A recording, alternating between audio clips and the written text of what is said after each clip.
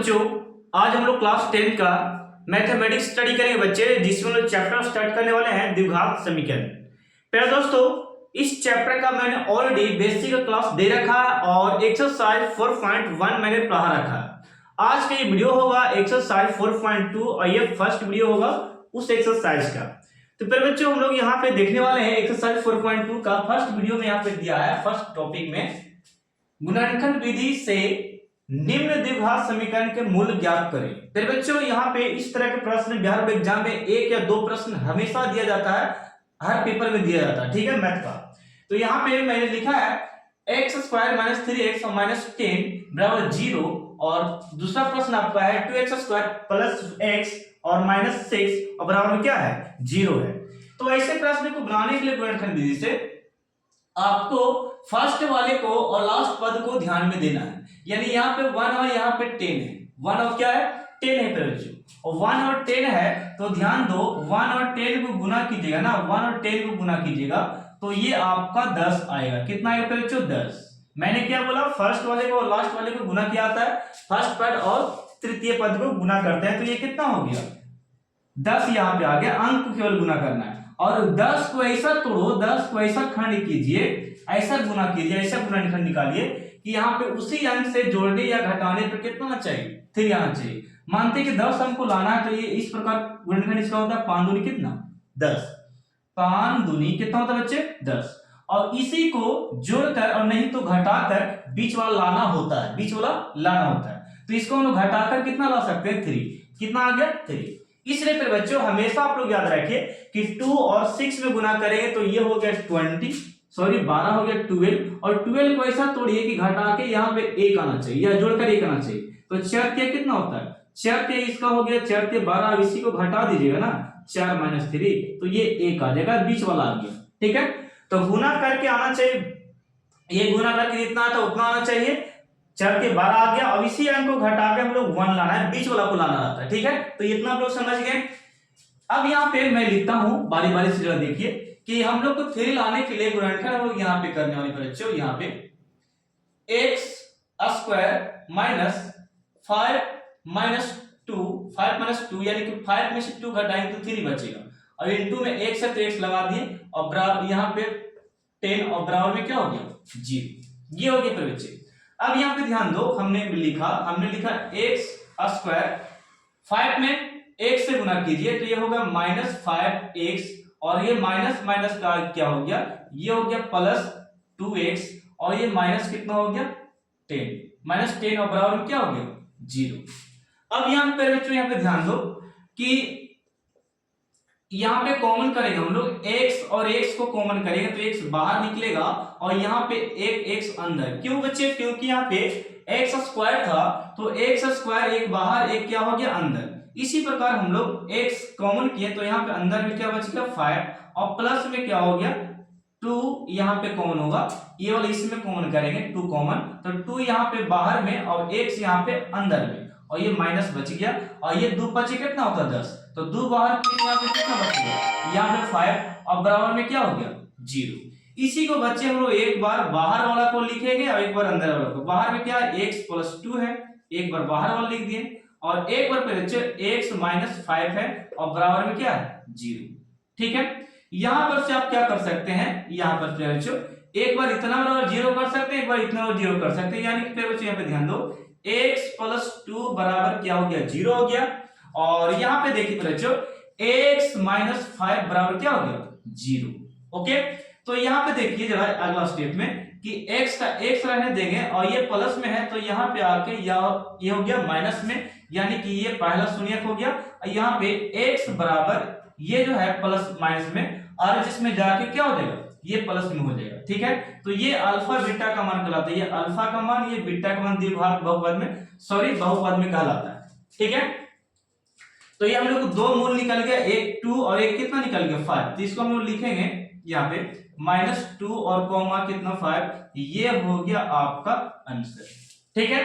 और इसको मैंने अभी तोड़कर बताया था 6 दूनी 12, सॉरी हाँ 6 दूनी 12 और घटा के तो 1 नहीं आता, लेकिन 4 से 12 करते हैं ना तो घटा के यहाँ पे 1 आता है बीच वाला, तो हम लोग लिखेंगे 2x² सेम टू सेम हो गया, और यहाँ पे 4 - 3 और यहाँ पे x और ये -6 और बराबर में क्या हो गया 0।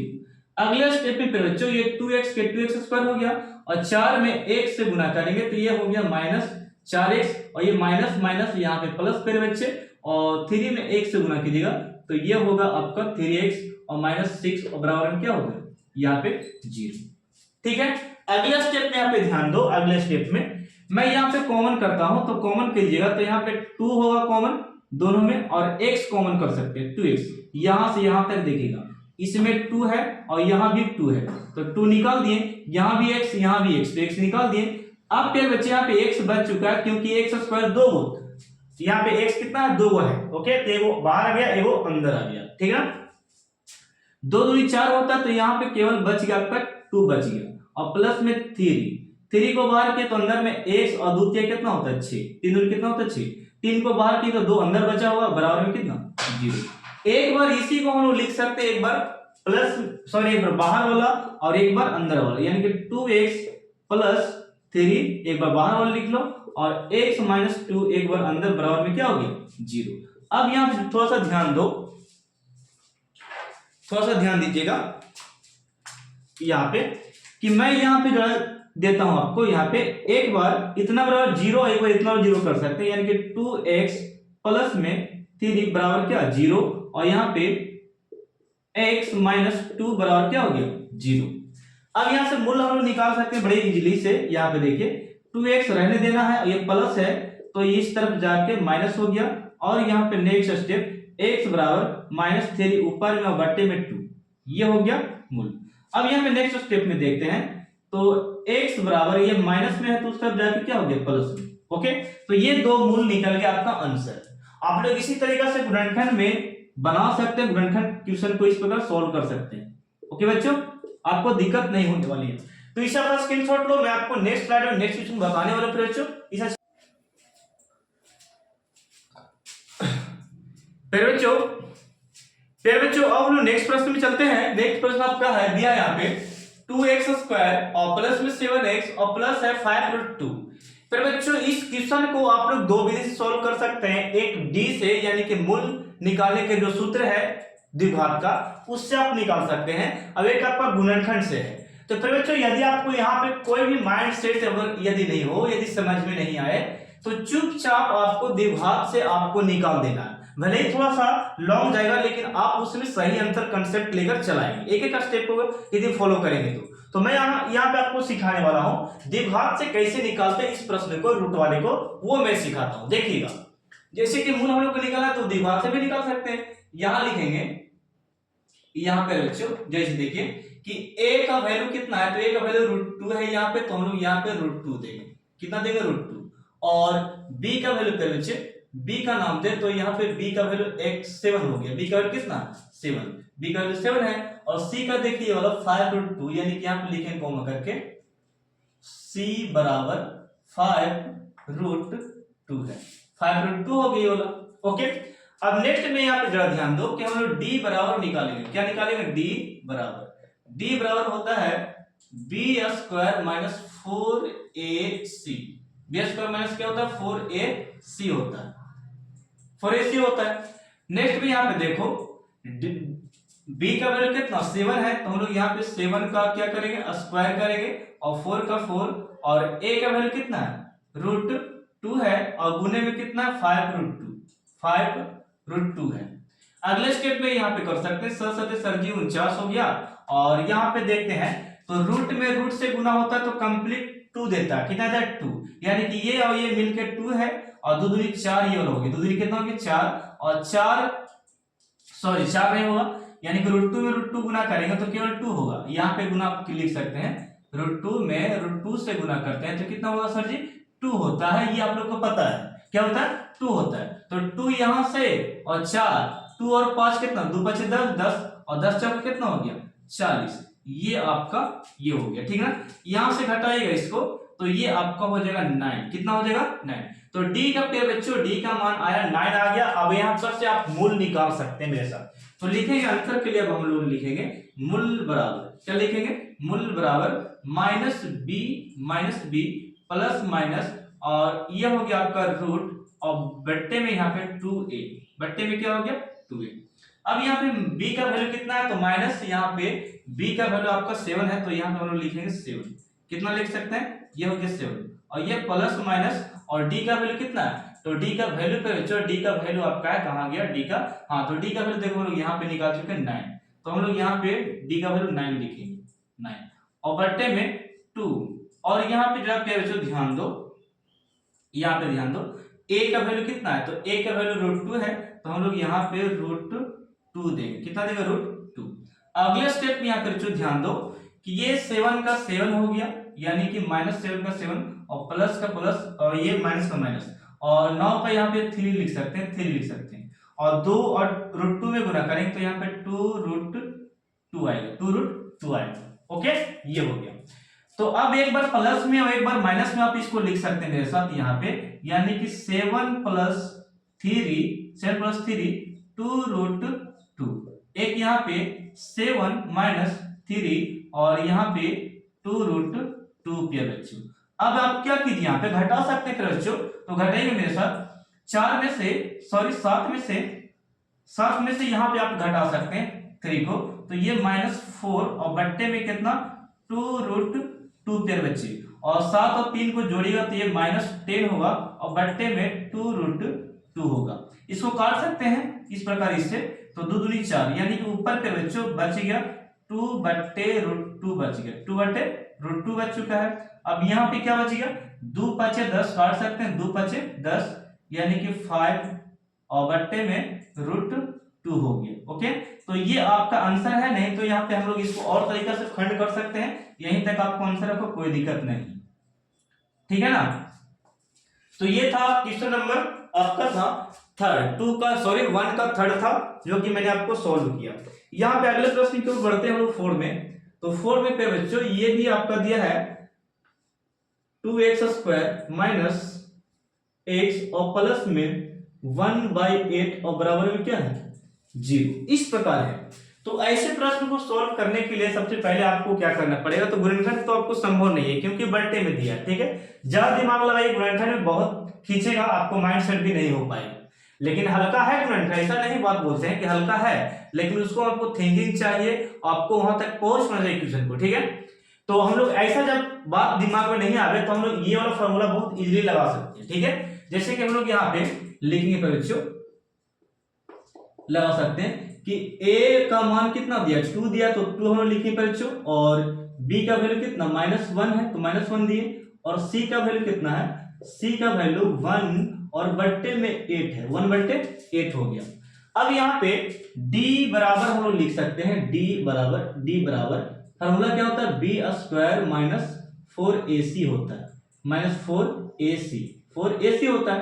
तो मेरे बच्चों यहाँ पे ध्यान दीजिए कि b का वैल्यू है, सर जी b का वैल्यू मैंने लिखा -1, तो यहाँ पे -1 हम लोग ट्रेंड कर दिए इसको, ठीक है। और यहाँ पे 4, और a का वैल्यू यहाँ पे 2, और इसका वैल्यू कितना 1/8 c का वैल्यू है, ठीक है।